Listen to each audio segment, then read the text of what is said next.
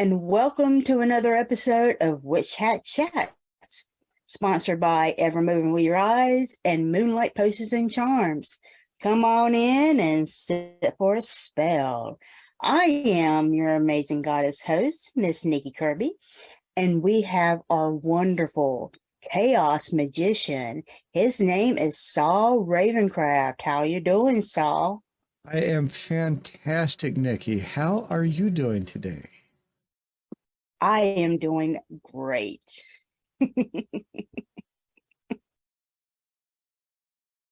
So what's been going on in that Santa universe of yours? Well, Santa's pretty much wound down at this point, and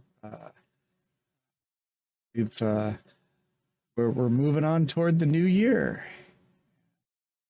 All that it holds. Yep. And you want to be celebrating for the new year.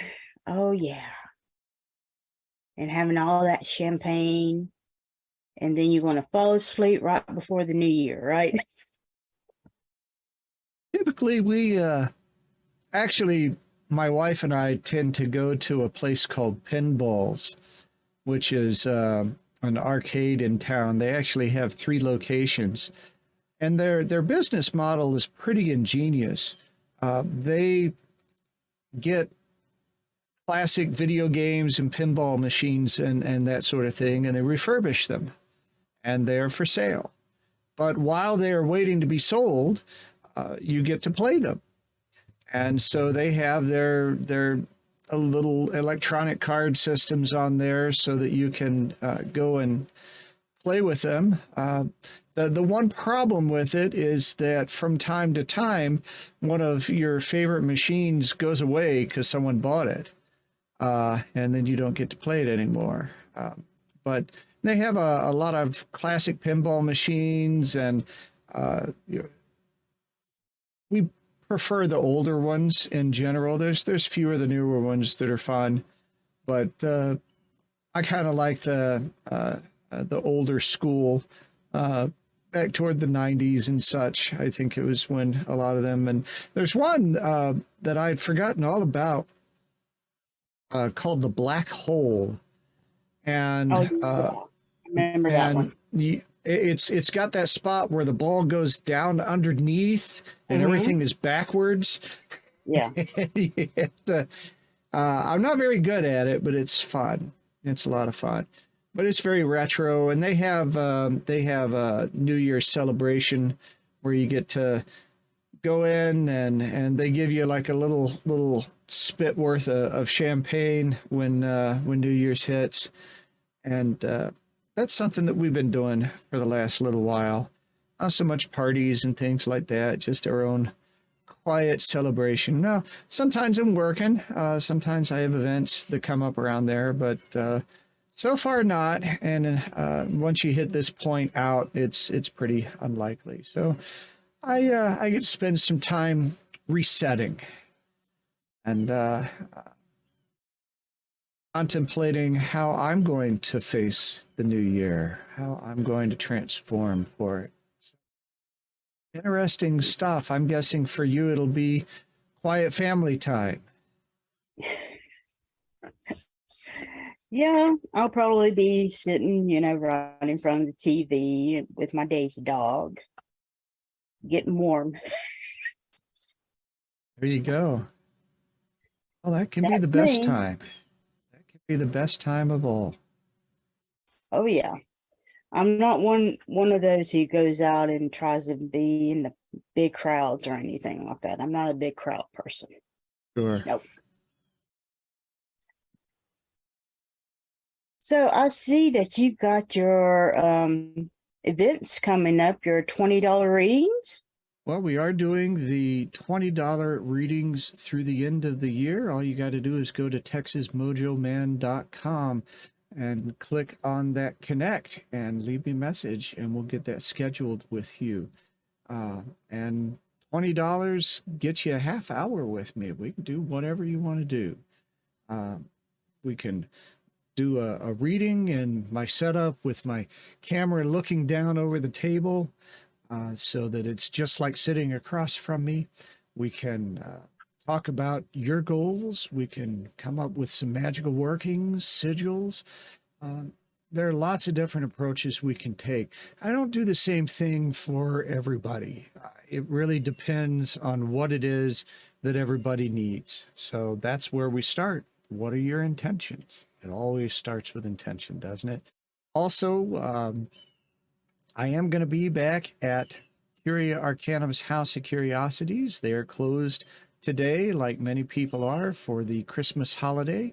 And we are going to be back, though, on Thursday. Hopefully you still have some vacation time and you can come by and visit. It's a wonderful place. If you haven't been there, you really have to come and experience it. It's a metaphysical shop. It's an art shop. It's a spooky place. It's a fun place. They have a wonderful collection of books, new and used, which is constantly changing out. So I definitely encourage you to come and visit with me in person if you have that opportunity. Everybody who walks in the place goes, "Oh, wow, I love the way this place feels." Well, I say everybody. Some people are just looky-loo tourists and they don't get it, but everybody gets it. They connect with it, and it is a wonderful place. It's one of my favorite places to be. And also, I want to mention you should be signed up for my email list. If you are signed up on my email list, you're going to get some extra stuff in January, some extra opportunity in January that not everybody is going to get.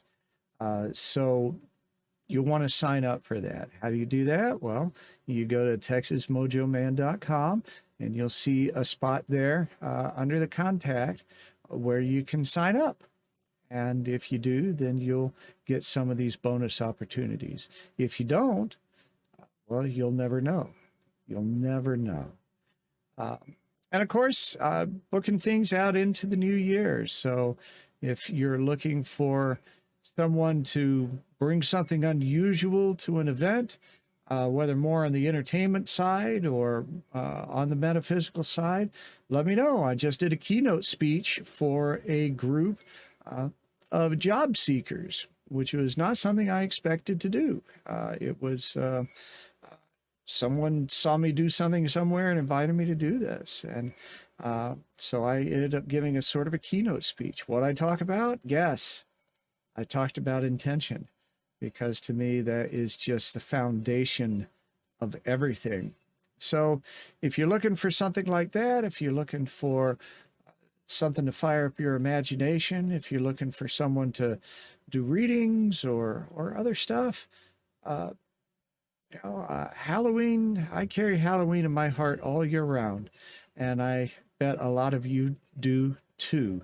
So don't wait till October to do some of this stuff. Do it now. Do it now. Book it now. There may be some other stuff coming on. I've got a little mad metaphysical science going on in the background. What do we call that? Mad alchemy?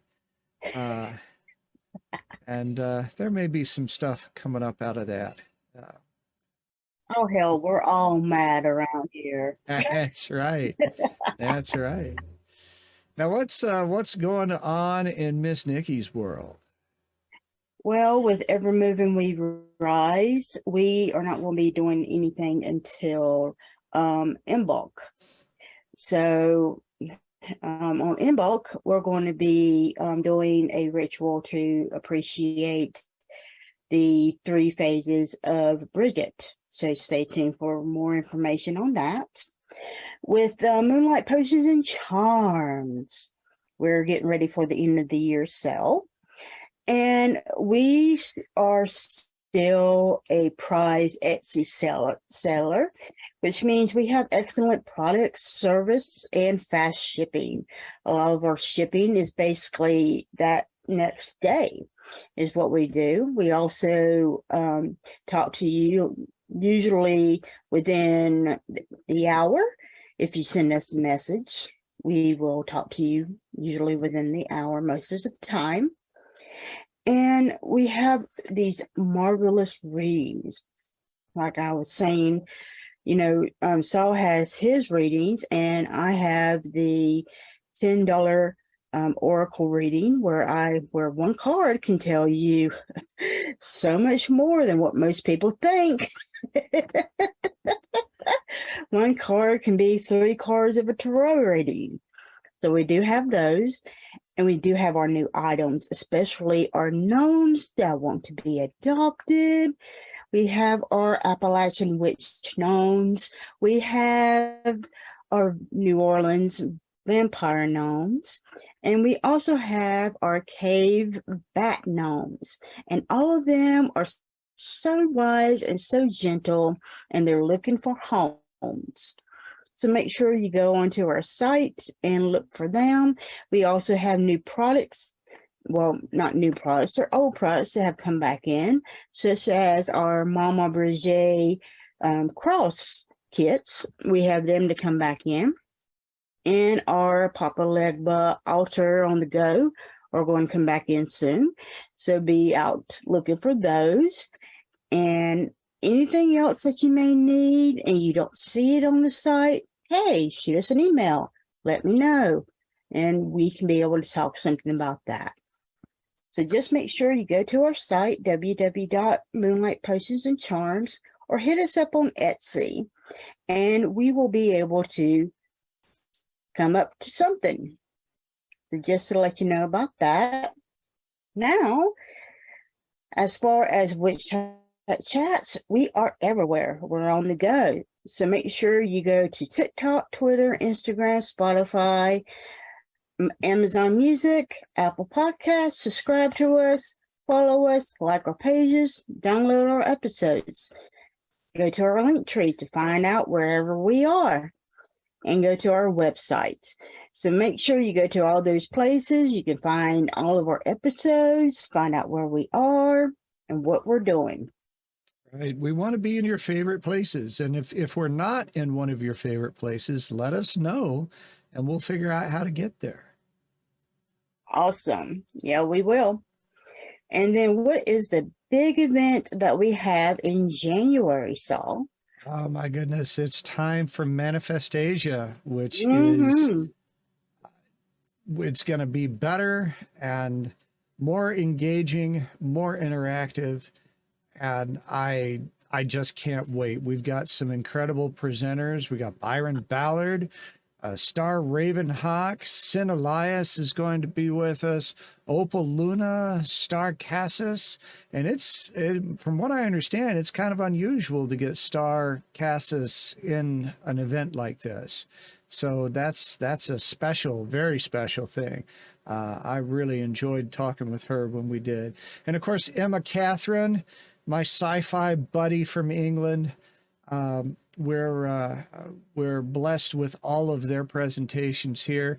And of course, we have some fantastic sponsors too. Evermoving We Rise, Moonlight Potions and Charms, and Saul Ravencraft, Executive Occultist. They are sponsors. I wonder who that is. I know. We sponsor these. We sponsor Witch Hat Chats, and of course, we're involved in sponsoring Manifestasia as well. We've got some other great sponsors lined up. Douglas Floyd. We have Victoria Mundae with Victoria Mundae's Paranormal Activities. We have Kitchen Witch Gourmet. Some of their commercials are going to be running during the show, so please pay attention to them and thank them for helping to make this event possible, and buy their products to show them Show them that you are their kind of people.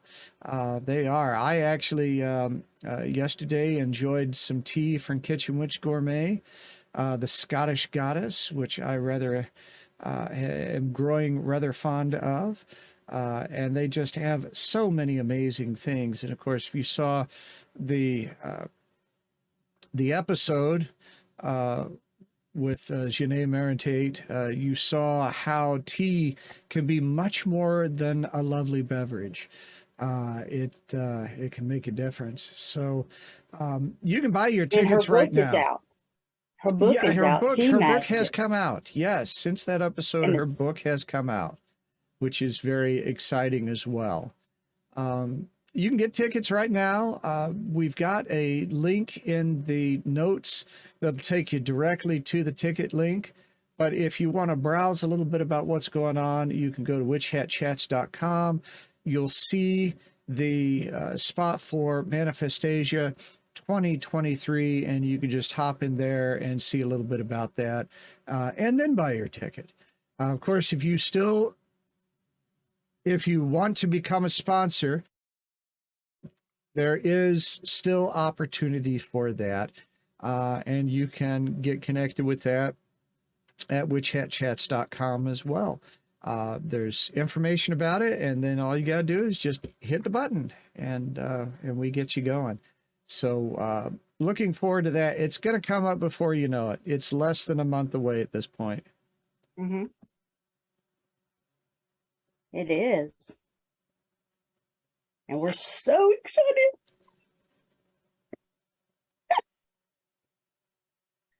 So make sure you get your tickets, and make sure, because these are a group of people that they're so wonderful and they're hard to get together. Oh my God, they're so hard to get together. We're able to do it. And plus, you're supporting this podcast. And when you support this podcast, you support your community as well. So, and it's a great thing, because you're going to get some wonderful information on social justice, and you're going to be able to do some great projects. So make sure you're able to get there, and it's just for a weekend. Just for a weekend, and then it's gone. Ooh. All right. So, Mr. Saul, do you want to know what our divination is for today? You betcha. All right. So we usually have a tea divination. And for today's tea divination, it says, no one is perfect. That's why pencils have erasers. So, our great chaos guru is going to explain that to our audience. Well, I sure as hell am not perfect.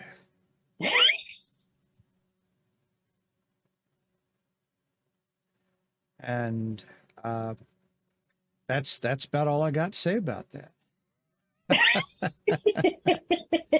I face my imperfections daily, and but I guess the one thing that pops up in my head about that is we do dwell on our imperfections. We do dwell on the woulda, coulda, shouldas, and I work a lot with the tarot, and there are several cards in there. There's judgment. There is well, that's the one that jumps out at me the most. But there are several cards that talk about the do-overs, the ability to transform and move forward. Death is actually a card like that. Mm-hmm. Yes, it's the ending of a cycle, but it's the beginning of a new one. And we can get really bogged down on where we messed up, and the desire to go back and do something about that. And you know, what's past is past. All you can do is look to make it better in the future. And I honestly believe that there are really everything has some way of course correcting. But what if you blow up? Well, in my perspective, even death is not the end. Death offers a continued opportunity to grow. It's in a different realm. It's in a different mode. But we, as the kind of beings we are, we always have opportunity, and we can envision things differently. It's one of the things that separates us with other animals, is our ability to envision. And I hate when people get bogged down, when people are told that everything is written in stone. And we always have that ability to manifest. That's really all I've got on that. Well, when I read this, the song that came to my mind was the Billy Joel song that's called Only Human. And he sings in that song that we're only human. We always have that second wind. You know, we make mistakes. We were not made to be perfect beings, because if we were perfect beings, we'd be boring. You know, it's just like if you went to watch a movie, you don't watch a movie for the hero to be absolutely perfect. Because if the hero was absolutely perfect, you wouldn't watch it. You would be bored as hell. You wouldn't go, you know, and watch that movie. You would be pissed off and wanting to go out of the movie and want your money back, because it'd be boring as hell. Why would you want to watch Luke Skywalker if he already knew that he could be a Jedi? And I mean, why the hell would you want to watch that? No, you want to watch his progress up to him getting a Jedi, becoming a Jedi. Because at first he didn't have the confidence in himself. So why the hell would you want to watch it if he's like, oh yes, I'm a mighty Jedi, screw you. You know, why would you want to watch that? The thing about it is we all have flaws, and we're made with flaws. And that's okay. The problem is, what will you do with those? If you dwell on them and you say, oh, they're made in stone, they're only made in stone because you put them in your mind that they're made in stone. And if somebody else keeps telling you, oh, you're always going to be this and this and that, tell them to shut the hell up. Get the hell away from them. You know? Yeah, it's everything is in your mind. I know there's times that you want to be down, of course, especially around this time of the year. It's usually really when most people want to be down. And I get it. I understand that. Because sometimes I like to be down on this time of the year as well. But you got to turn around, you got to pick yourself up, and you got to move forward. Because when you get down, guess what? You're not moving. You're just being a stalemate. You're doing nothing. You're literally writing your own story, and you're just stuck. And you're actually letting all the other people who want to put you down, you're literally bringing their dreams to life. Is what you're doing. So if you're like me, where I don't like being told what to do, I'm really bad at that. And I've looked at my ancestry, and trust me, I've got it all over my ancestry of rebels all throughout my ancestry. So that's the reason why I really am like that. Just if you want to muddle for a little bit. It's okay. We all do it. But eventually get up and move forward. Because you are your own best self coach. And that's the way we have to be. We have to be our own best self coach because nobody else is going to do it for us. Because there's going to be a time where somebody is going to get so sick and tired of coaching you, they're going to say, the hell with this, and they're going to move on.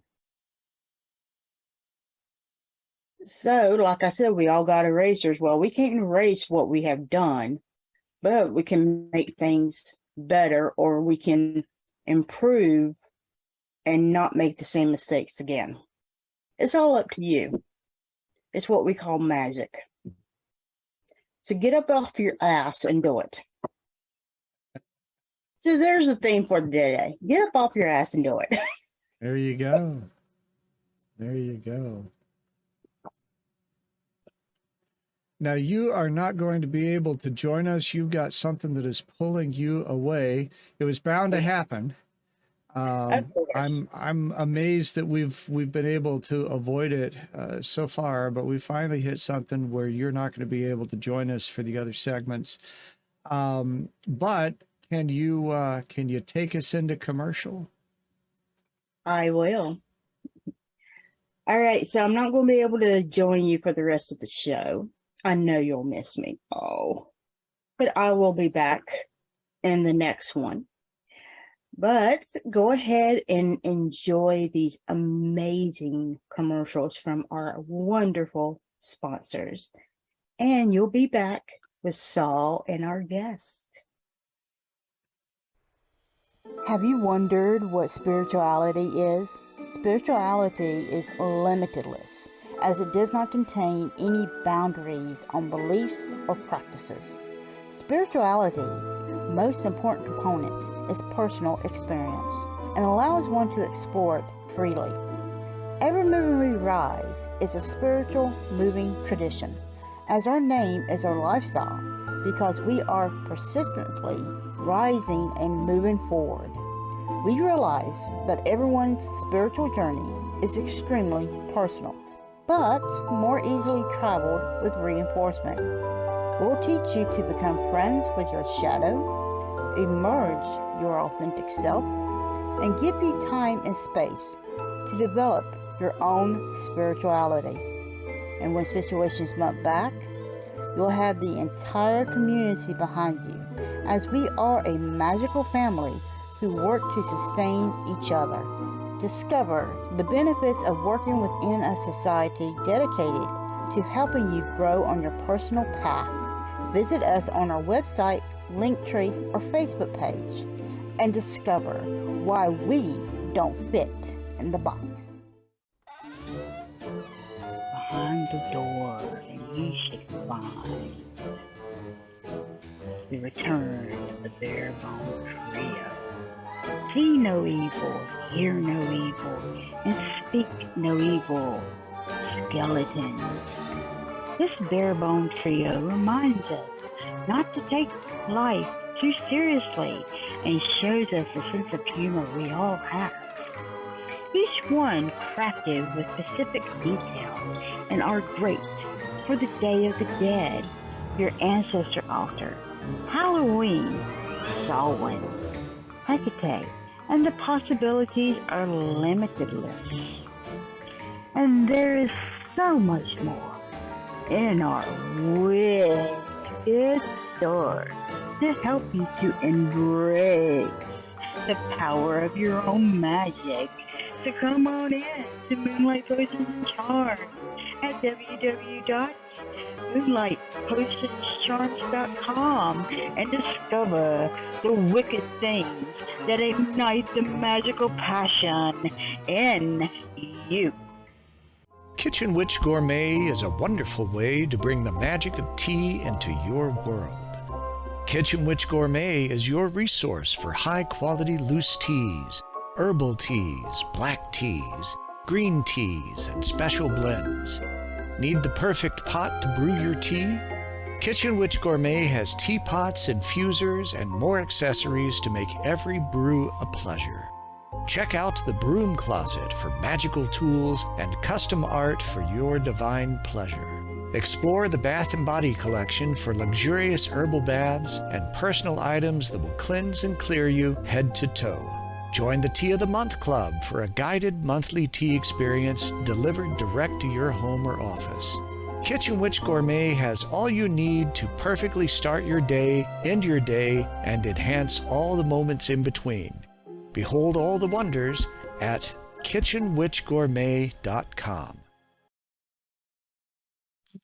Welcome back to Witch Hat Chats. I am Saul Ravencraft, and I am so glad to move into our guest segments. I am looking forward to this immensely. Lots of interesting stuff to cover. So let's just jump right into it.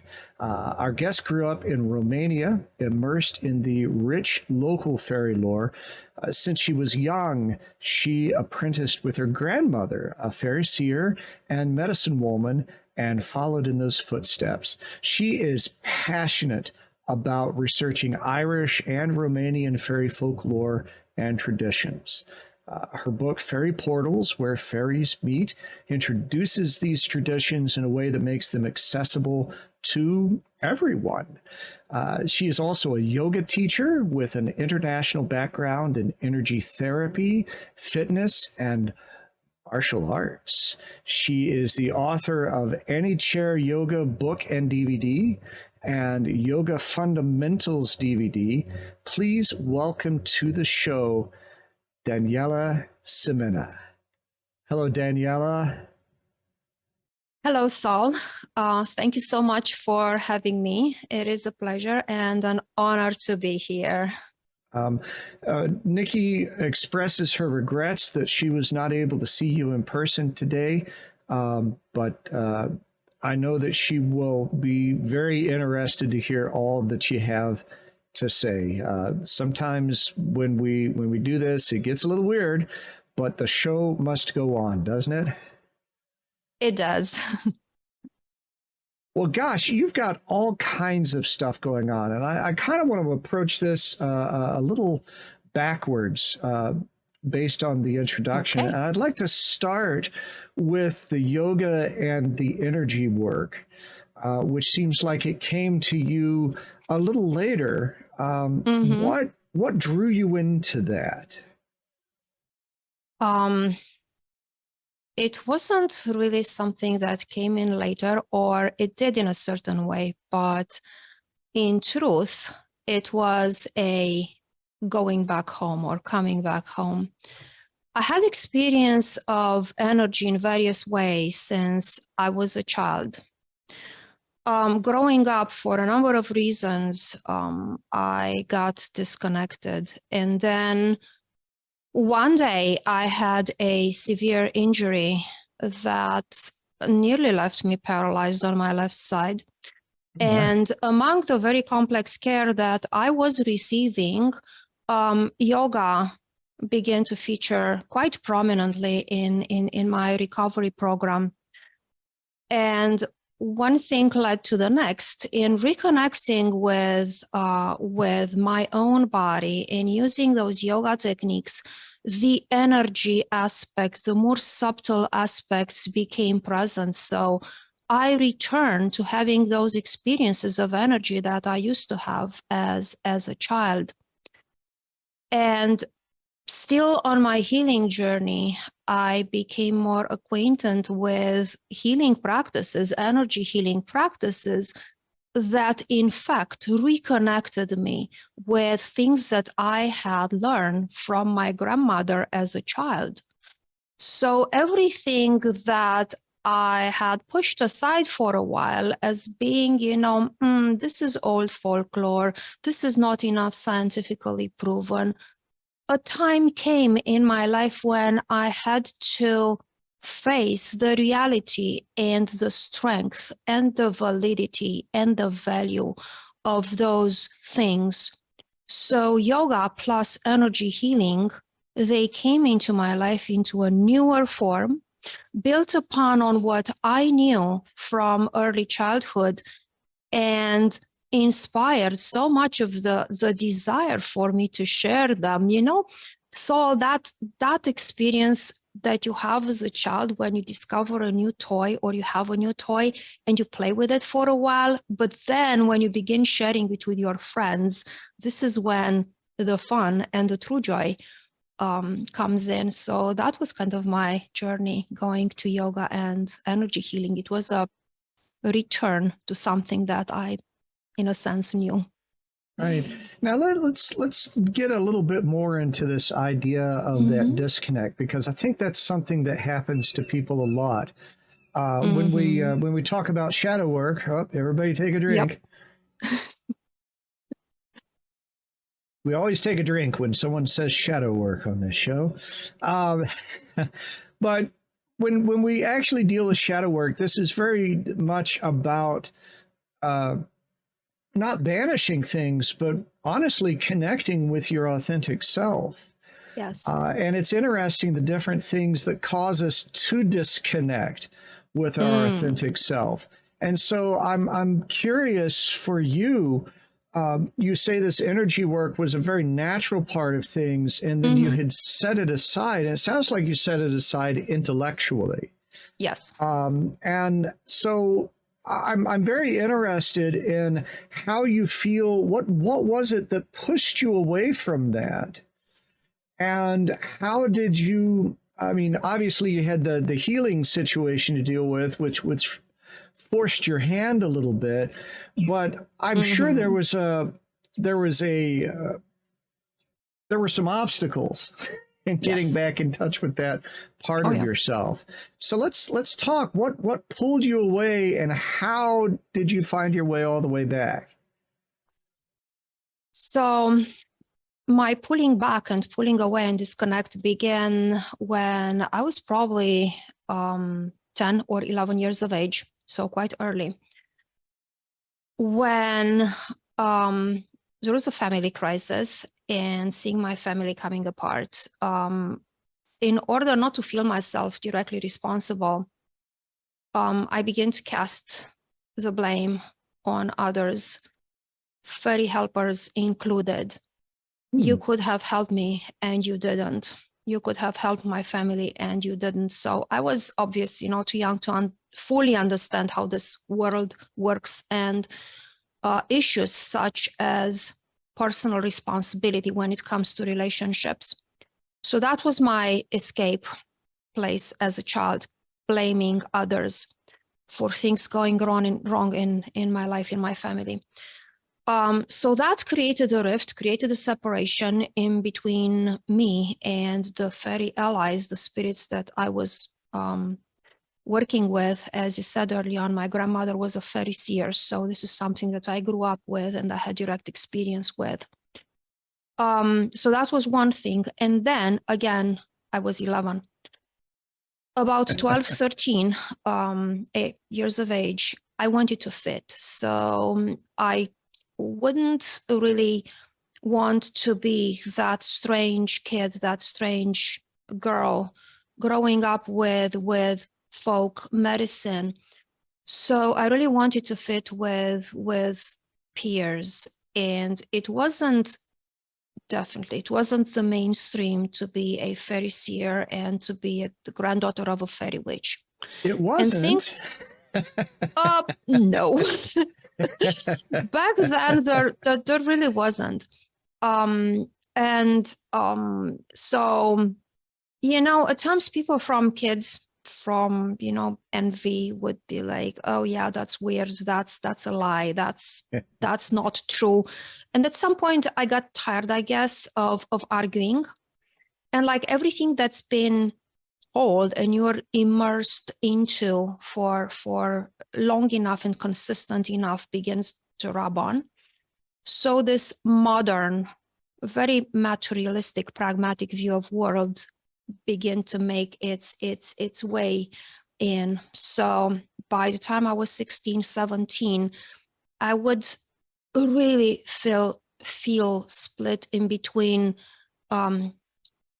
scientific, strictly materialistic understanding of the world, and those things that I grew up with that begin to fade in the background like a dream. Right. So a lot of changes that occurred in my life, and I found myself pushed farther and farther away from the folklore.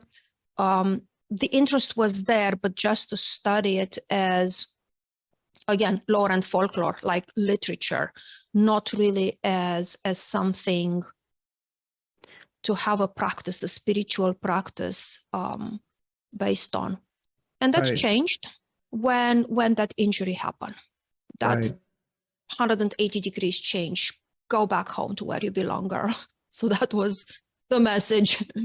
That journey you describe, I think, is so important. I feel like that is something that many people, especially those that find themselves coming back into these occult ideas, these esoteric ideas, that or even just things like their artistic talents, their curiosities, the things that they used to be very passionately interested in, and have set all that stuff aside to fit the mold. Yes, fitting the mold.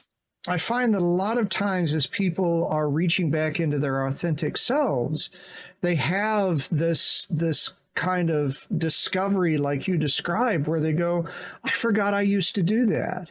I forgot I used to be I forgot what that felt like. How did I stop doing that? And when they quit worrying about the peer pressure, when they quit worrying about the judgment of others, and start, and I mean, if you're going to pick your allies, I guess you'd want to have the Fae over some random yahoos in high school. Yeah, that's a very good point. And if I may add something, it relates to yoga, actually. Sure. It was through the practice of yoga where there is so much emphasis on awareness, self-awareness. What do you feel in the moment? Take the mind out of the way. And it was in those moments of silence, in those moments of settling into myself, when all these glimpses of the past came back. Oh, but I used to do this and it worked. It worked. Right. And I used to say this and it worked. So yeah, it prompted me for a lot of reflection and self-reflection and introspection. And it basically laid the ground for my reconnected to what I was years ago. Sure.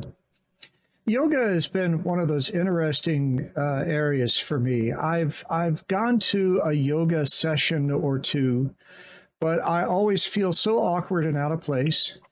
Obviously, if you're going to be into yoga, you got to be some willowy vegan who, just feet doesn't touch the ground. And I've always just felt like the elephant in the room. But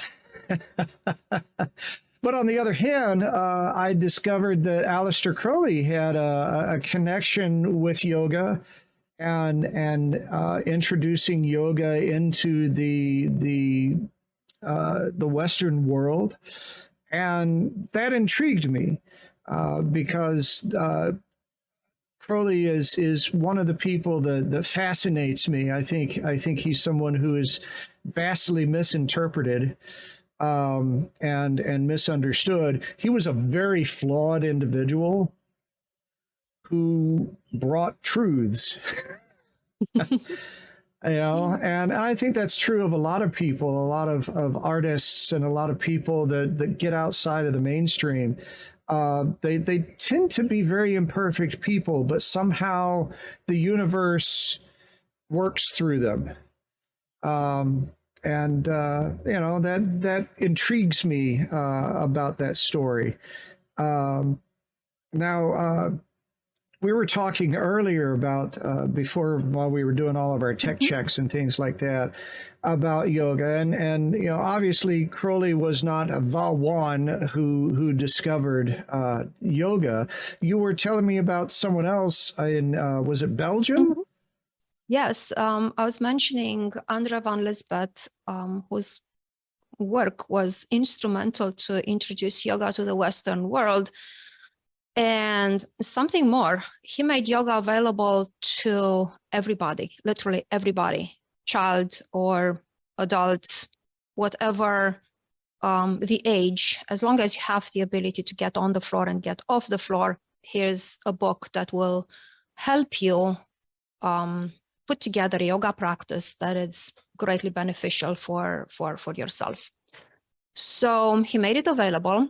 Andrew Van Lisbeth did study in India, and he studied intensively and extensively yoga, which he then brought to Europe. I don't believe, however, that there's just one person, you know, that kind of Olympic torch procedure by which somebody goes to a place, gather knowledge, and comes. And I mean, I believe that's rarely the case. I believe that information spreads through various channels. Various people can be, different people can be credited with bringing some information, with spreading some novelty around. So I'm honestly not intimately familiar with the work of Aleister Crowley and his contribution to yoga, but therefore I'm not going to say, no, he's not the one. He might as well be the one. But I'm aware of his interest into yoga techniques and how much these can be of support. They can be of use for everybody in general, but in particular for somebody who has an interest in the occult, into the mystical experience.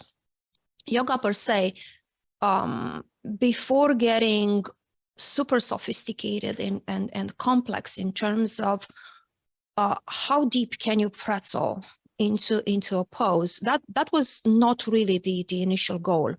The initial goal of yoga, if you look at ancient older texts, and I believe Crowley studied at least in part that body of literature, there talks about spiritual expansion and enlightenment and reaching higher states of consciousness. So yoga basically was a technology, was the tech of the day to reach these kind of states.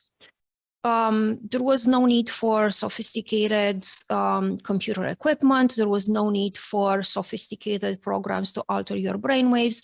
You just go on and do pranayama, which is breathing techniques, breathing exercises, in addition to some postures, hold for long enough to really challenge your ability to maintain focus and awareness. And here is your step one on the pursuit of awareness and expanded states of consciousness. And once we're dealing with this expanded states of consciousness, then our perception refines.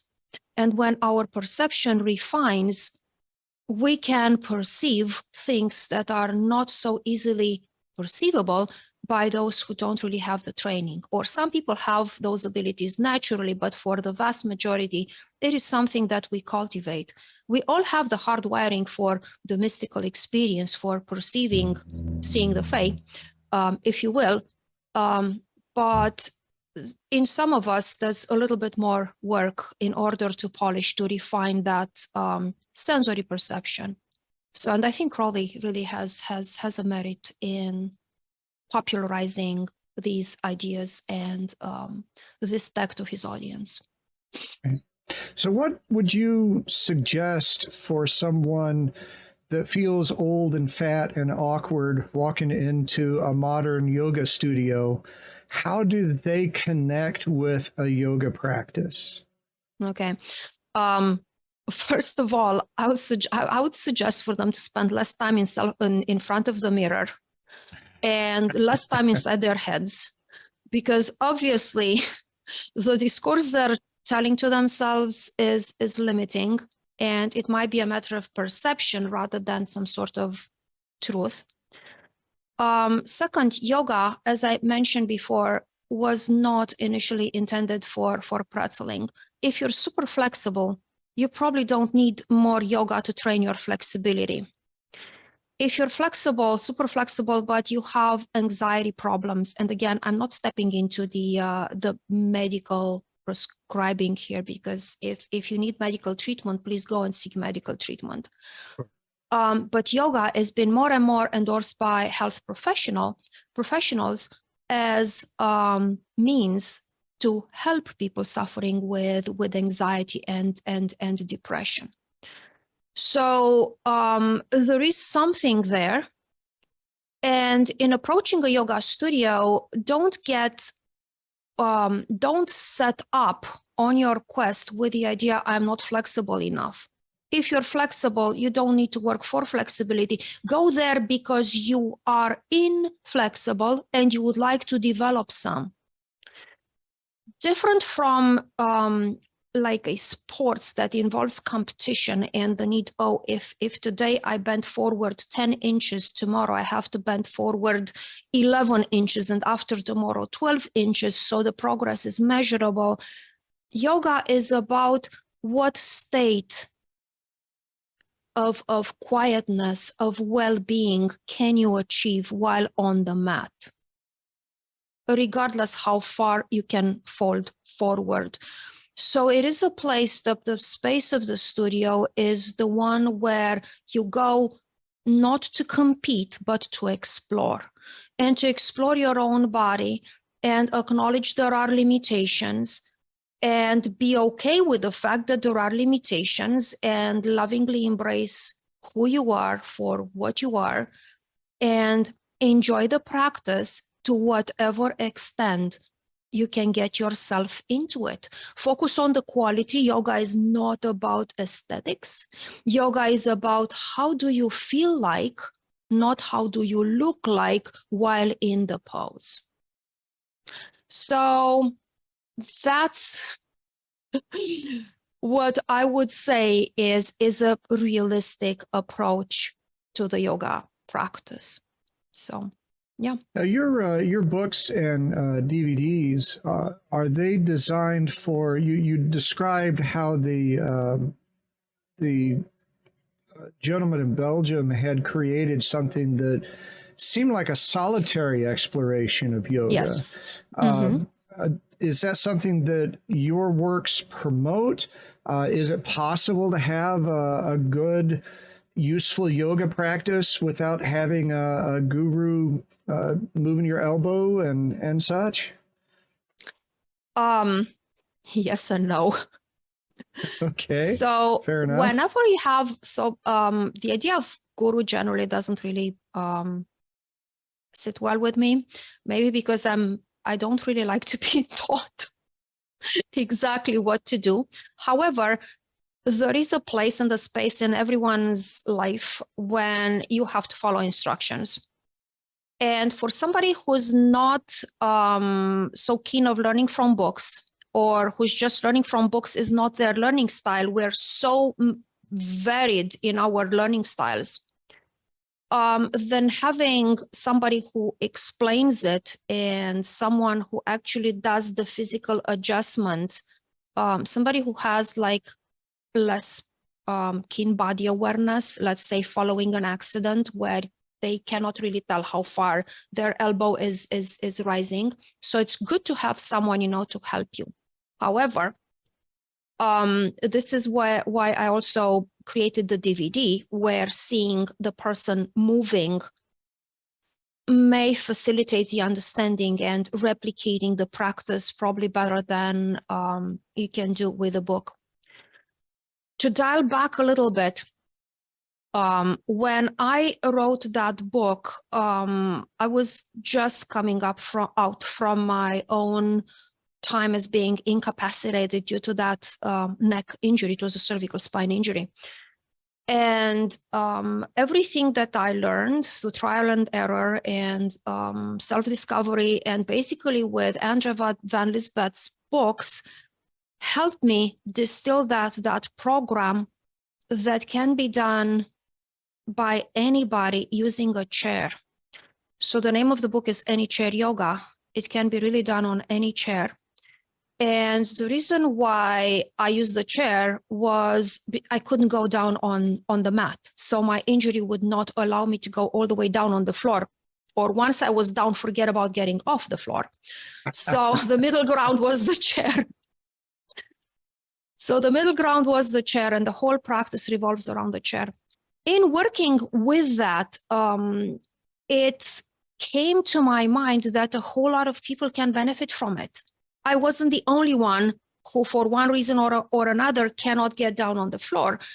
Sure. It became obvious there must be more people injured there who just don't know what to do with their pain. There must be more people over there who, for whatever the reason, maybe hip replacement, maybe knee injury, maybe being, overweight and not being easily able to go down and up on and off the floor. There is a number of us, among us, who would benefit from this kind of practice. And then I structured the book, specifically designed on the chair, make it as clear as possible and as simple as possible with lots of illustrations. And the next thing, I made DVDs, the DVD to go with it, because again, considering learning styles, not everybody's kin to learn from a book. The benefit of having a book or a DVD, the DVD especially, it's like having the teacher next to you. Although the teacher isn't really there, the teacher demonstrates it for you and gives you all bits of detail on how to adjust your alignment while it's not really there. And in a DVD or book format, you can play it, you can take it with you wherever you go. When I was dealing with my neck injury, so that was the year of when Hurricane Katrina hit. And we were in New Orleans back then. Yep. So there was, even if I wanted to, immediately there was no medical help or, physical therapy facility, or, I had to basically do it myself wherever I could, and that was at home. So it is designed in mind with the needs for those who can't go to the studio all the time, for those with limited mobility, who cannot be driven, they depend on someone else for transportation. Or bottom line, you're not in the mood to get out of the house, to leave the house, to do yoga. So you use whatever is at hand in terms of meditation practices, simple meditation practices, simple breathing practices, aside from the posture. So they all come together. Excellent. That's very helpful. I hope that that connects with people besides just me.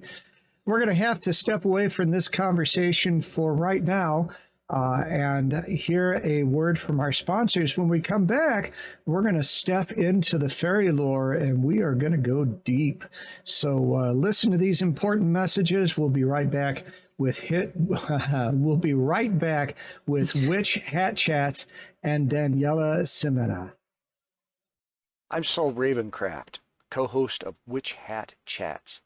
I understand just how confusing and chaotic it can be to open to a path of magic and manifestation. Everything seems to turn on its head. I want to be an ally as you find the way upon your path. My studio setup will let us do readings, coaching, and exploration virtually, just as though you were sitting across the table from me. One size does not fit all, and we will work together to craft the right approaches to build your practice, your confidence, and your power using the tools of divination, magical works, and spirit connections.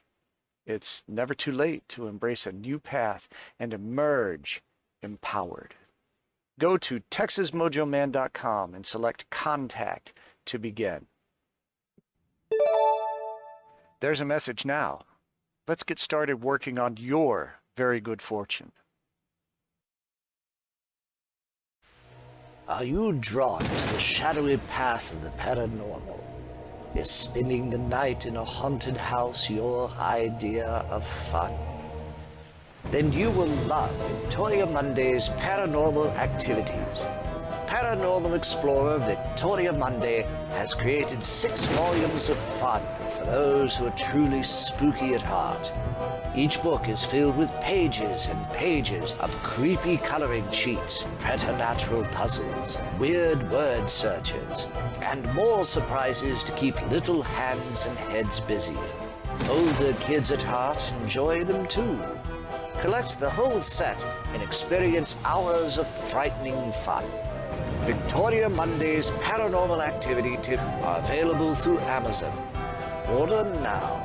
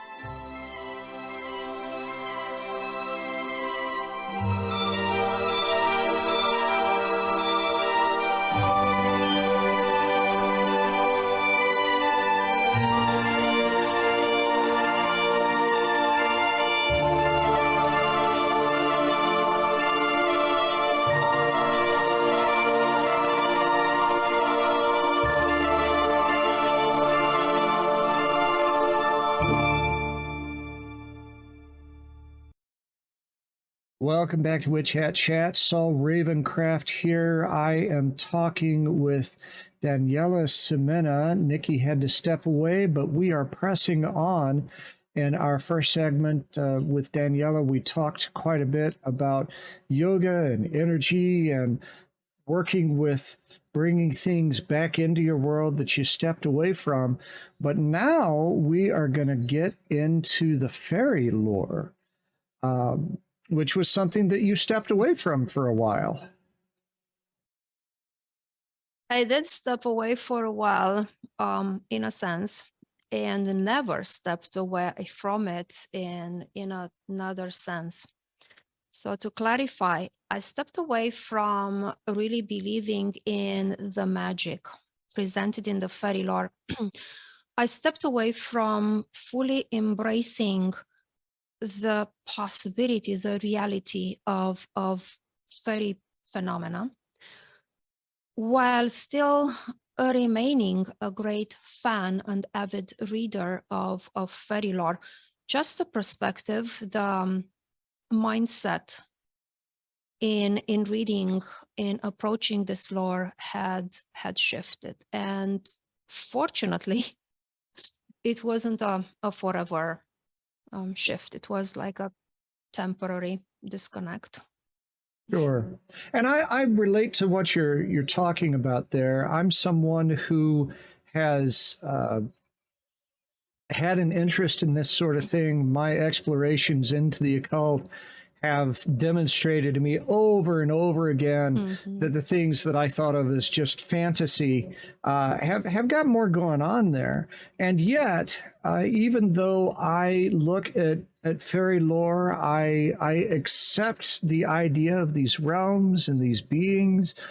I have not had the experience that some people I know describe of encountering, of seeing them. And it's I feel like I'm sort of stuck between the two areas that you talked about, dealing with them as fantasy and fiction and all of that, and being able to bring that into my world. I guess I'm not alone there. No, you're not.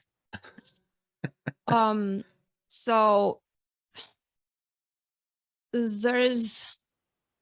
there are people who experience, actually, I will generically label them as fairy encounters, and then I will detail a little.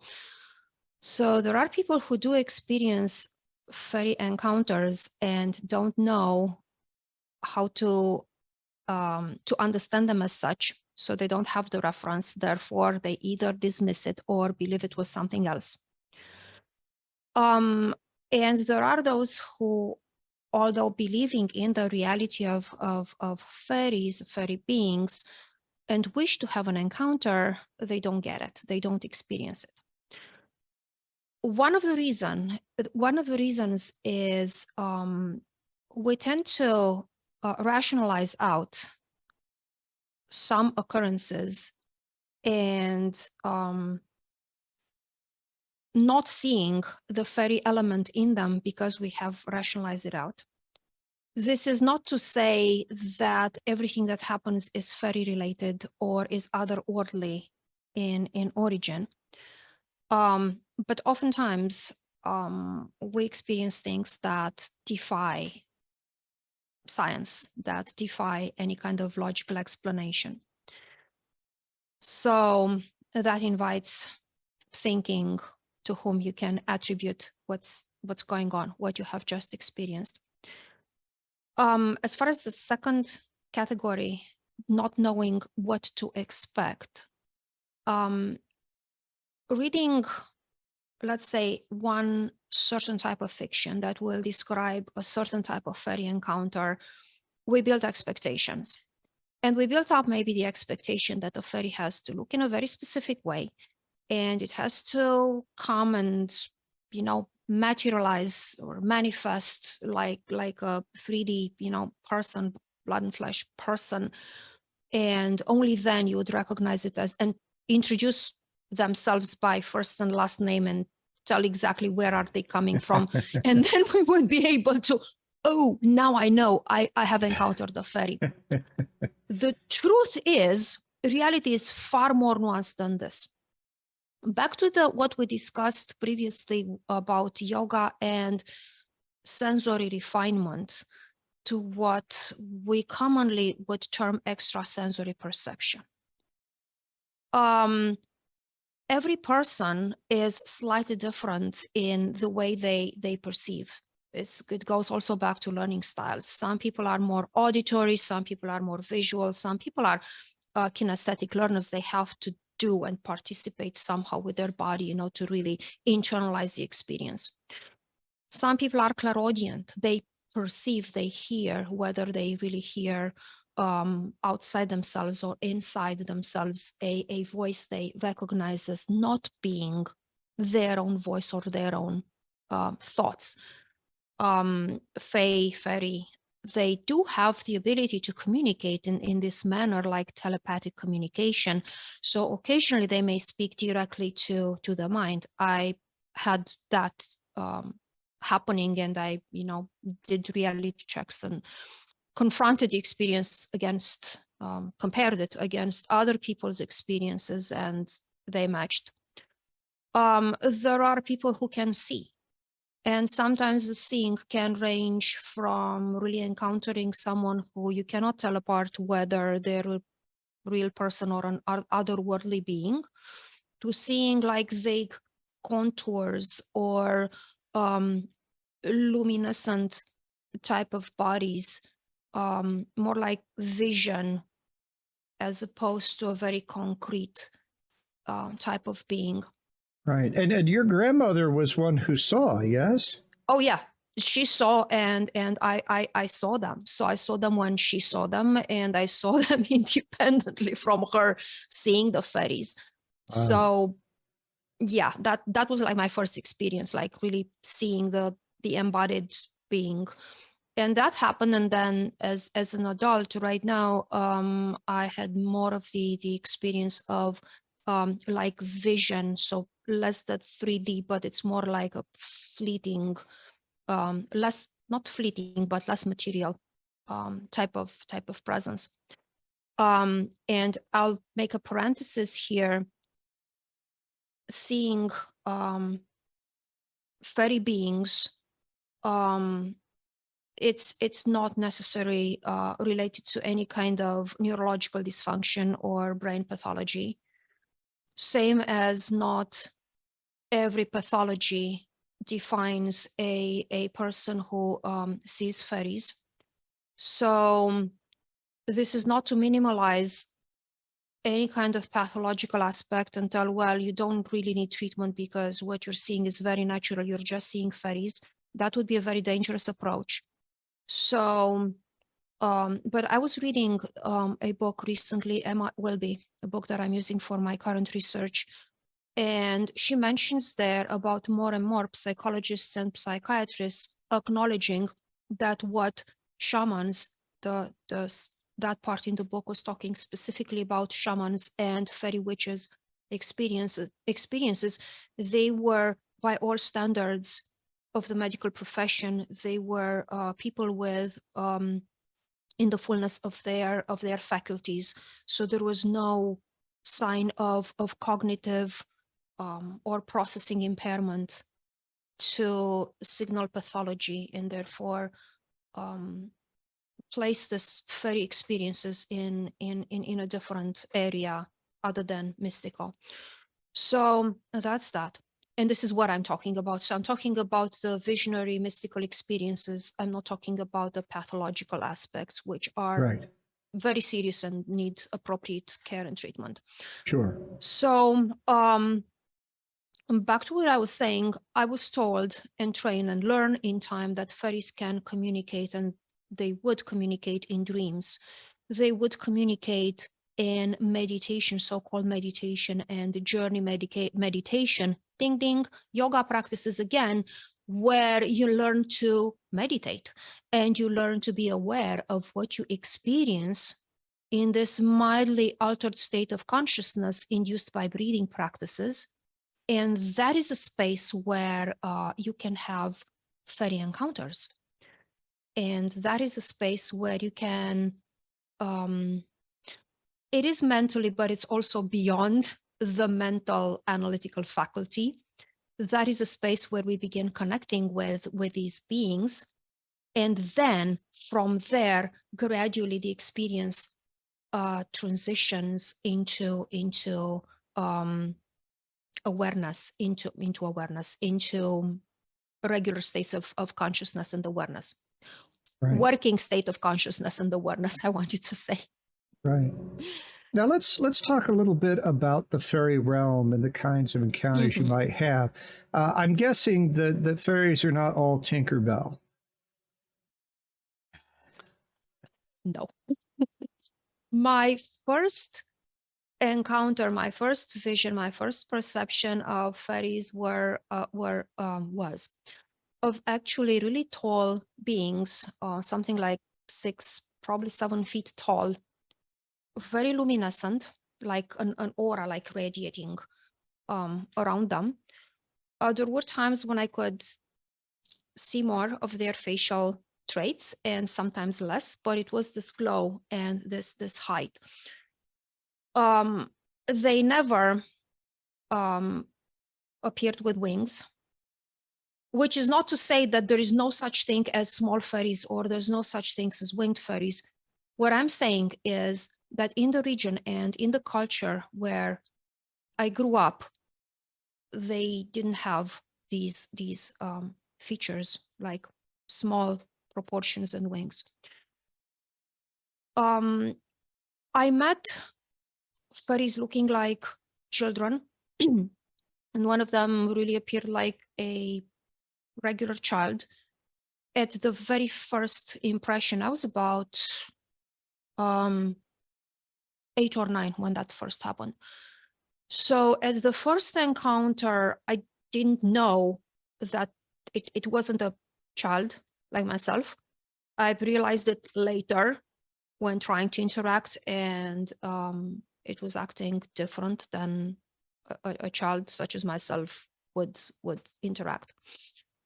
So later on, I did encounter, still being in Romania, still being in various places, visiting various places, I did encounter smaller in size fairy beings, and they were beings associated with different places, like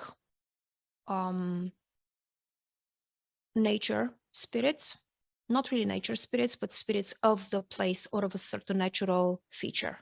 So that was my experience. And then much later, I learned that there are actually smaller, really small fairies who who have wings.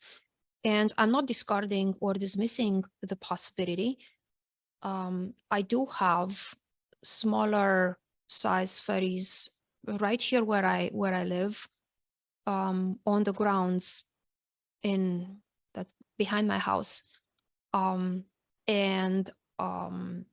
there is also the ideas that all fairies are benevolent and they're somehow in service of humans.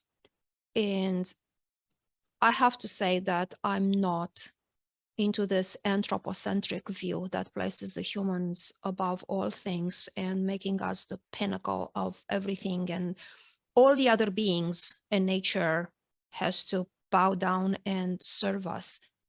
I believe that fairies exist to their own purpose, much as us as a species exist as, to our own purposes. They do have their own world and their own life and their own agendas, much as we humans have our own lives and our own agendas.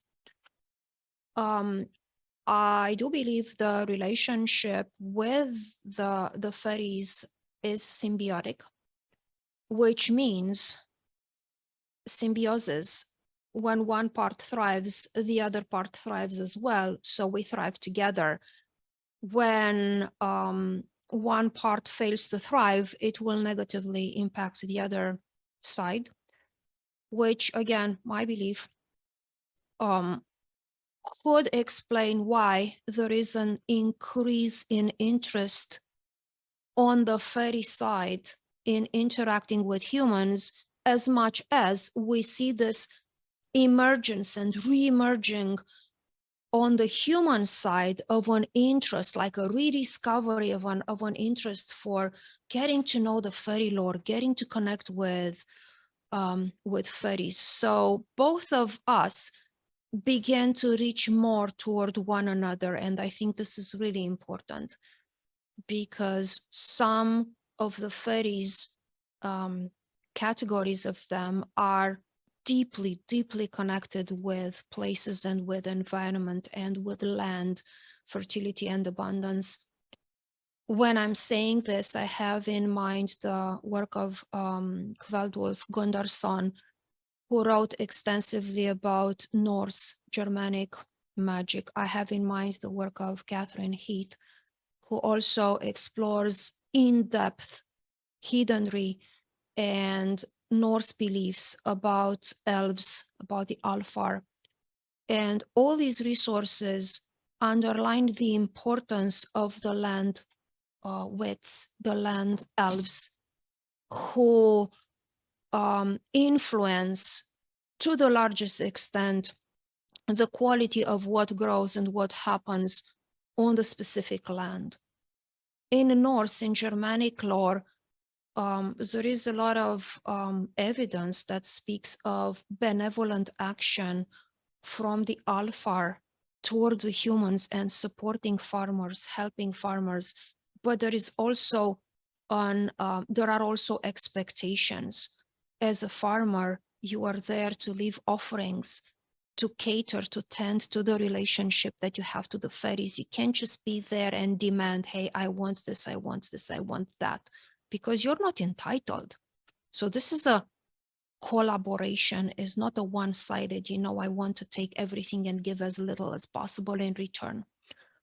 So we have Irish lore that speaks about fairies that can be very vengeful. Every single body of lore, including the Romanian lore, speaks about fairies capable of causing illness, madness, death, mutilating people just for being in the wrong place at the wrong time, as much as fairies who can offer gifts, including the gift of healing and the gift of extrasensory perception, if you can call that a gift, because sometimes it is and sometimes it isn't. So it depends. So yeah, they're not Tinkerbells, all of them. So do we have some ability to cultivate the kind of fairies that are around us? Can we have an environment that's better for the nicer fairies and maybe less hospitable to the vengeful fairies? Or if you treat the vengeful fairies nice, are they less vengeful and more helpful? How do we have any control over it? I wish we had a simpler answer to this, but at least we have some answers. First of all, in looking at fairies, you mentioned the vengeful. Let's say that there are some that are not really fond of humans. And that's a trait. It's like, let's say that you have wildlife who will always be wildlife, and you can only count so much on taming, I don't know, a tiger. So there always can be the surprise element for the tiger to smell blood and eat you. No matter how much taming and how much coziness. So the world of fairy basically has a certain degree of unpredictability. However, there is a vast body of lore and evidence. And when I say vast, I'm talking about every single European tradition that I have researched and read and learned from, where fairy is known to be less fond, not so goodly inclined toward humans, bestow gifts of healing and actually help humans in critical situations. We have in Romania the so known as Rusali, which is the less than benevolent group of fairies. And they're really dangerous. Stay away, don't get into their places. But once per year, there are ritual dancers who propitiate them through their performance, through their display of artistry, of skill. And around that time, those dancers will actually be able to grant healing on the behalf of the fairy queen. Right. And it sounds mixed up in this is also as a practitioner being able to deal with the idea of what's wild. Mm-hmm. You said earlier on this idea that humans are on top of everything and in control of everything, and how ridiculous that idea is. And I think about just encounters with my cat. Right? There are points where the cat scratches at me or something like that in a way that I think is inappropriate. Mm-hmm. But it is the cat's nature. And yes, I have to respect the cat's nature. Mm-hmm. And understand that sometimes its behavior, its perception is different from mine. And it doesn't mean that I kill the cat or get rid of the cat. No. we have to accept mm-hmm. our just as there are things I don't want the cat to do. The cat yes. gets to have a say in what I do. And when you're talking about that wild nature, as we've become so locked into our houses mm-hmm. and our neighborhoods and that kind of thing, we don't have, as a culture, the same respect for what wild means, and that we can still interact with what's wild, but we're not gonna own it. It can't be. It just can't be. And so maybe that helps someone to connect a little bit with what you're saying about the Fae. They are just as valid as we are. And we have respect. It's always about respect, isn't it? It is. And I want to piggyback a little bit on what you just said, that ability to form connections with the other world.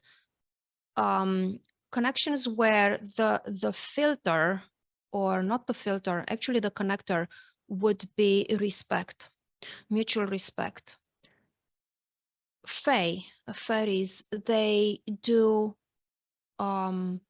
appreciate people who are smart, people who are brave, people who are daring, within the boundaries defined by mutual respect and consideration. And one way to invite the right kind of fairy beings, assuming that you have an interest to invite fairy beings into your life, is to open up, and we'll maybe discuss on more specific ways. How do you actually open up to a fairy relationship? And then once it begins happening, to show that kind of respect. So basically, treat them in the way you'd like your neighbor, your physical neighbor, your human neighbors would like to treat you. So be that kind of good neighbor that you would like them to be a good neighbor.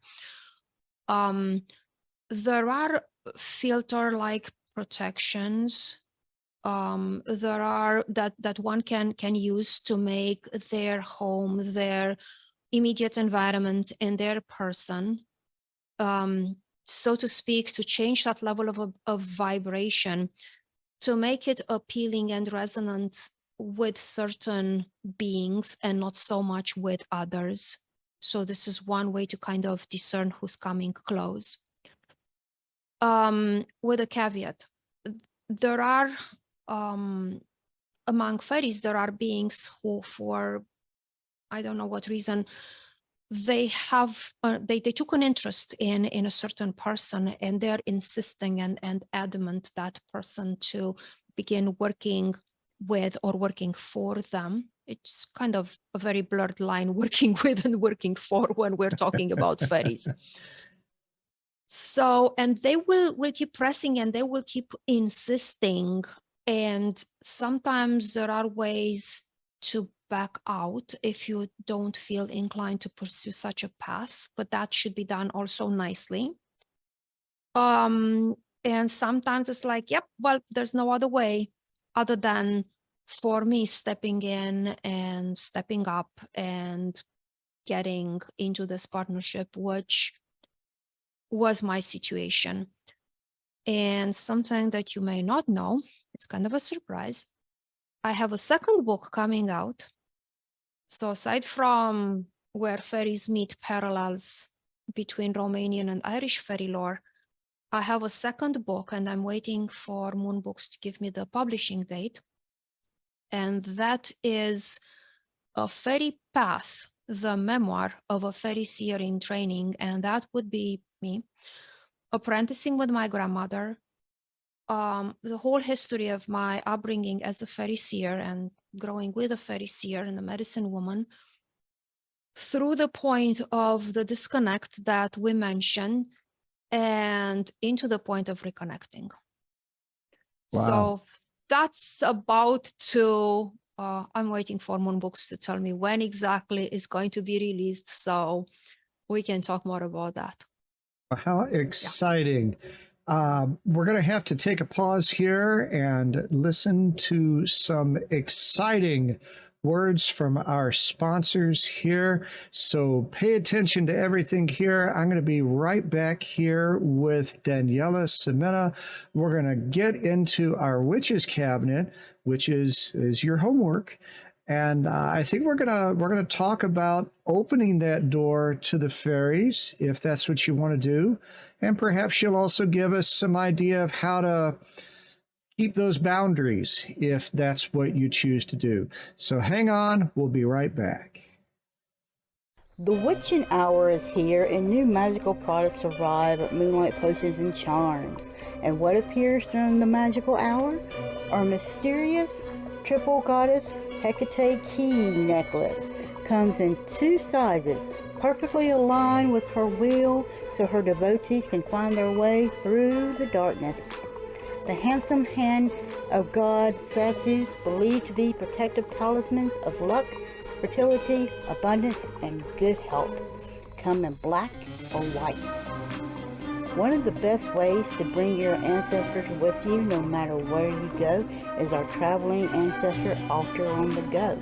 They come in 3 sizes, small, medium, and large. Perfect for all of your needs. They include candles, an oil, a toy for the little ones who passed on, and so much more to honor your beloved dead. And our Papa Legba key necklace are perfect for the devotees of the King of the Crossroads. Comes in 2 sizes, each one specifically prayed over and dedicated to Papa Legba himself. And appearing for the first time, Baron Sam D and Mama Bridget, Altar on the Go limited edition. Yes, you can take your altar to the cemetery with you. How cool is that? The traveling altar is complete with top hats, coffin nails, a cross from Mama Bridget, and so much more with room for you to add your own items. So show Baron Sandy and Mama Bridget the altar perfect for them. And don't forget, our barebone trio, See No Evil, Hear No Evil, Speak No Evil skeletons have returned. There is so much more in our Wicked store to help you to embrace the power of your own magic.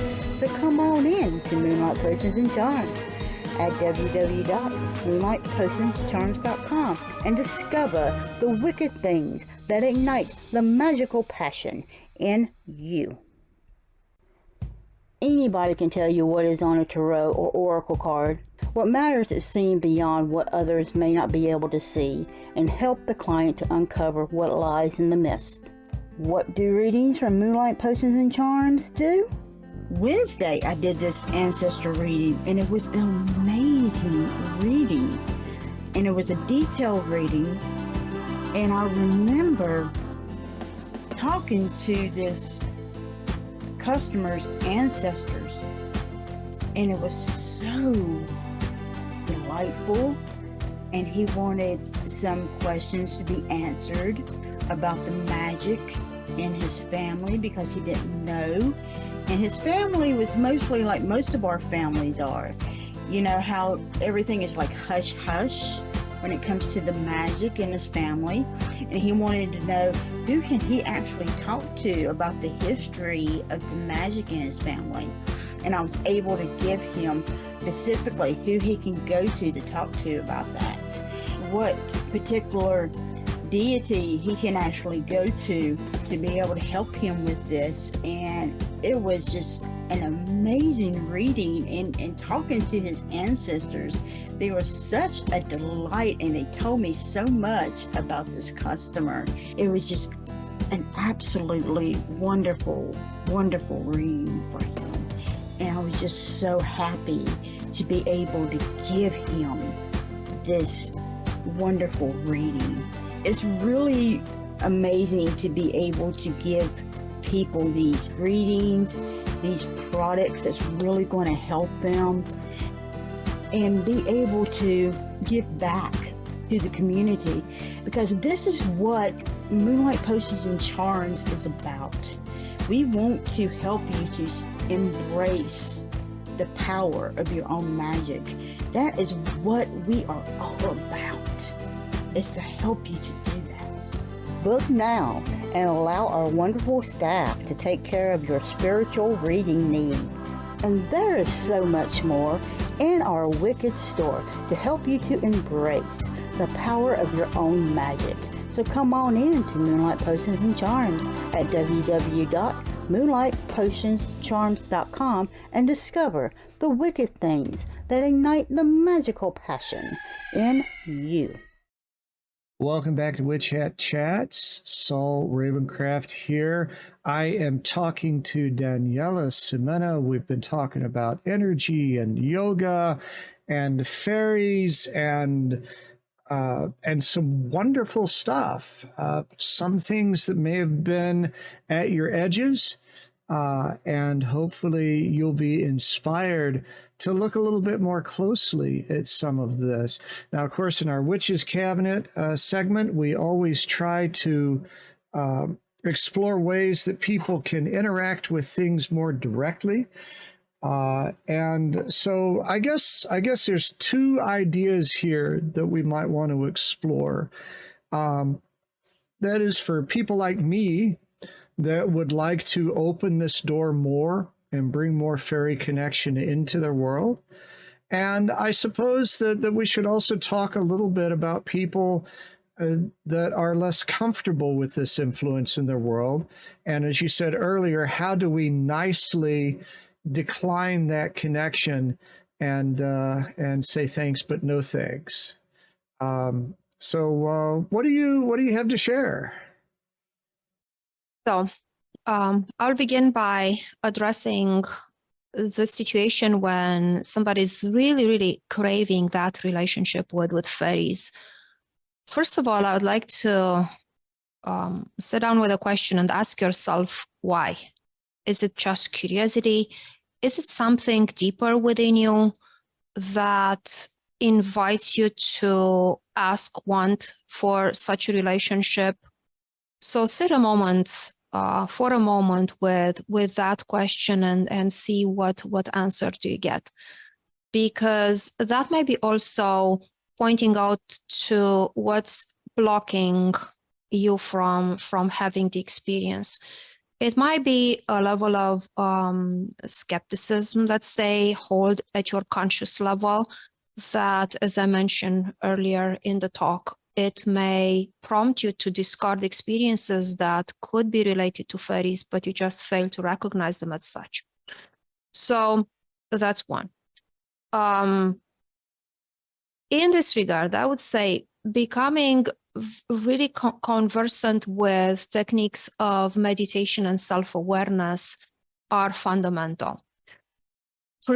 Training oneself into perceiving such subtle dimensions of reality. And fairies can appear on very subtle dimensions of reality as much as they can appear on very concrete and tangible levels. Becoming conversant with meditation techniques prompt that sensory refinement that allows for experiences to be perceived, gives that yoga techniques, meditation, journey techniques, create that openness, that lightness that prompts acceptance of the experiences that we have. So that's one level, that's the personal, this is the internal part that one needs to address. I'm going to put a pin on this. Fairy nature, because you mentioned cats, I'm going to use your analogy because it's perfect. And I've heard it in a different context, I believe, as well, where fairies can act like cats. They will come close to you on their own volition and their own initiative. Sometimes you can kitty much as you want, and the cat dismisses you completely, has no interest in interaction with you. Sometimes it will just come and jump on your lap. Oftentimes it will come into your space on top of your laptop while you're trying to do something else and not letting you do whatever you want to do unless you give her the attention she's asking for. Fairies are the same. They cover exactly this spectrum that ranges from ignoring the human querent completely to steamrolling into the human's life and tugging at their sleeve until they follow. So keep this in mind when you connect with fairies. First line of defense, so to speak, is to have allies within the fairy realms. There are, if you look into pantheons, the Irish pantheons, if you look into the Norse pantheons, various deities, they do connect with fairies. You have Freyr in Norse and Germanic, and he's also king of elves. The Alfheim is his realm. Having a relationship with, because as pagans, I would take it for granted that everybody worships various deities at different levels. Having a relationship with those deities among your pantheons, within your pantheon, that are also connected with fairies is very helpful. You can petition, you can ask them directly to help you to widen your experience, to broaden your range of fairy experience. And hey, if you're interacting with a god such as Freyr, who is the king of fairies, and you have experiences of Freyr, you're already having experiences of the elves.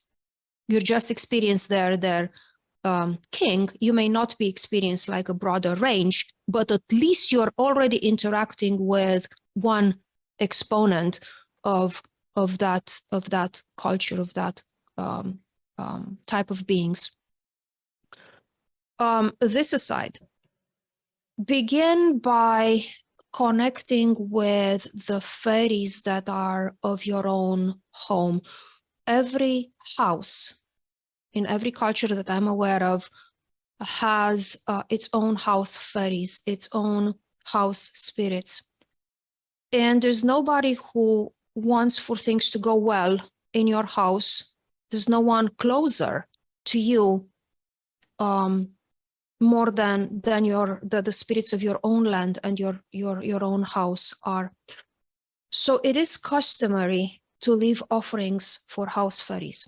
You may decide upon one day in the week or one day every other week to leave out offerings with a special mention, house fairies, spirits of this house. I'm grateful for your presence. I'm grateful for the blessings you're bestowing upon us. I'm open to your presence. I'm open to your experience, to experiencing you in various ways.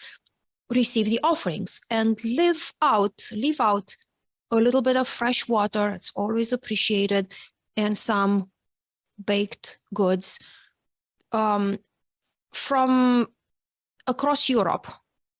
All fairy beings are very fond of bread-like products, any kind of baked goods, and milk, dairy. They all love it.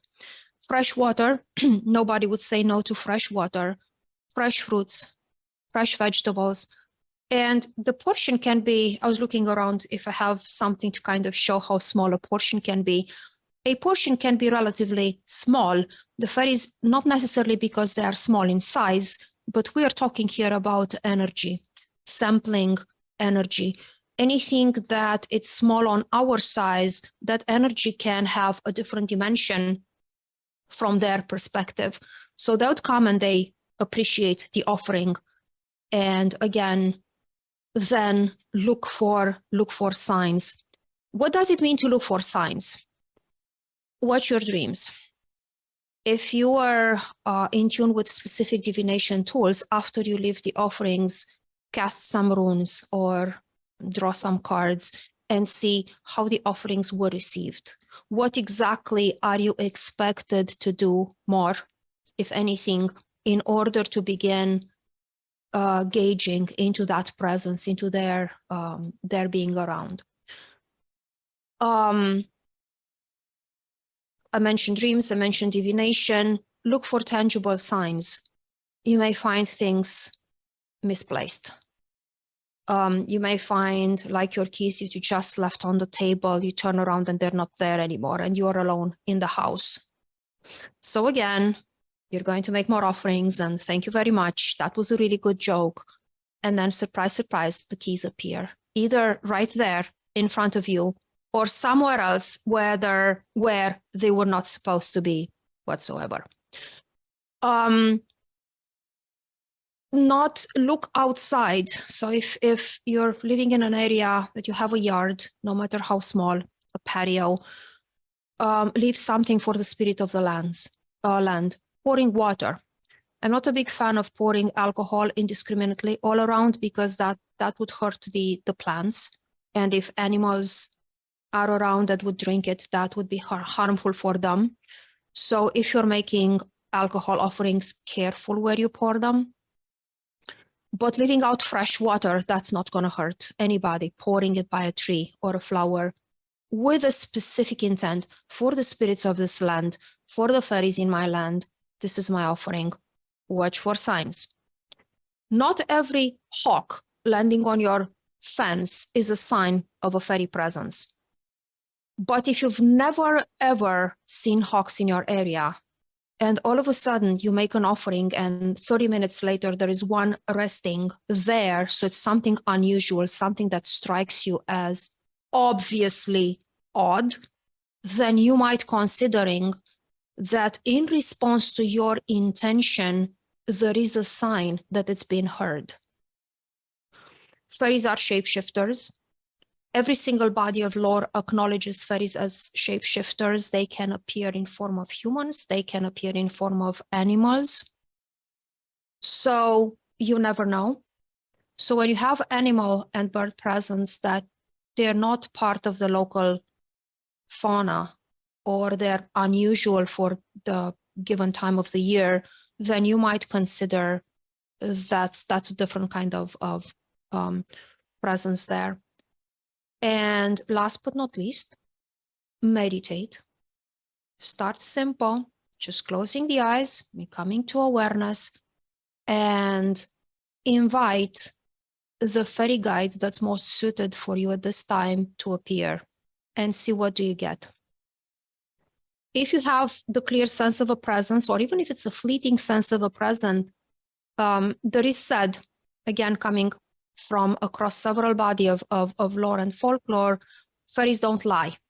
They can be very deceiving with the way they use words, but they don't blatantly lie. They always tell the truth. So ask 3 times, are you a fairy? Are you really my fairy guardian or my fairy spirit guide, or the one fairy that I need to connect with at this time?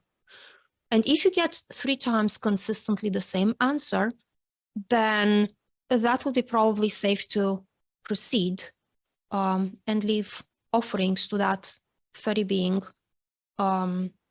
asking them for the gentlest possible way to be guided. So this is like the broad strokes. The best way to actually start a relationship with a fairy guide would be to go through thorough training and take a course. I can make recommendations on the people that I utmostly respect and trust to guide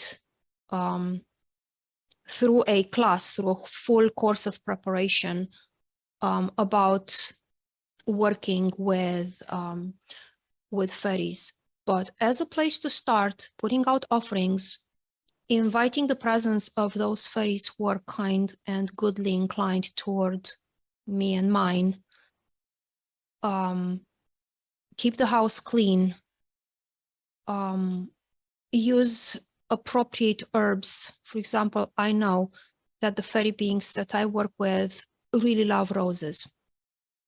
So I used to asperse occasionally with water infused with rose petals around, and I know that this propitiates their presence.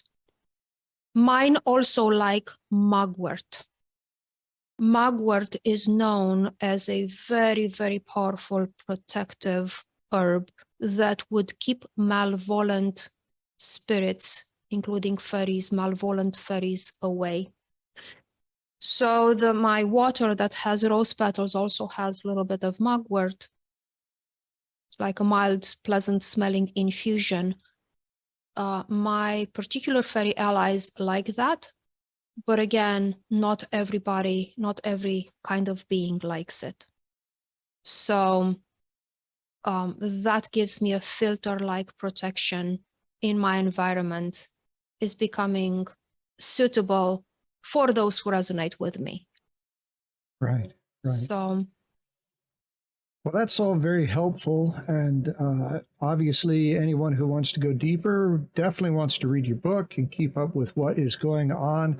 We have a few ways to reach you in our show notes and to connect with your blog and some of those kinds of things. But is there anything you would like to recommend to people who want to keep up with what you are doing? absolutely. I would like to recommend the work of Catherine Heath. They have books and they have classes on specifically the elves, the Alfar, how to connect, how to work with the elves. I'd like to recommend the work of Morgan Daimler, who has an astounding amount. I mean, it's both the amount and the quality of information, very practical ways of working with fairies. I do have my own books and my blog, and on my blog, I also put lists of resources with classes, with books, with websites, where people can gather information about fairies. And if someone wants to keep in touch with you, where should they go? For me, Facebook, Simina Yoga, one word.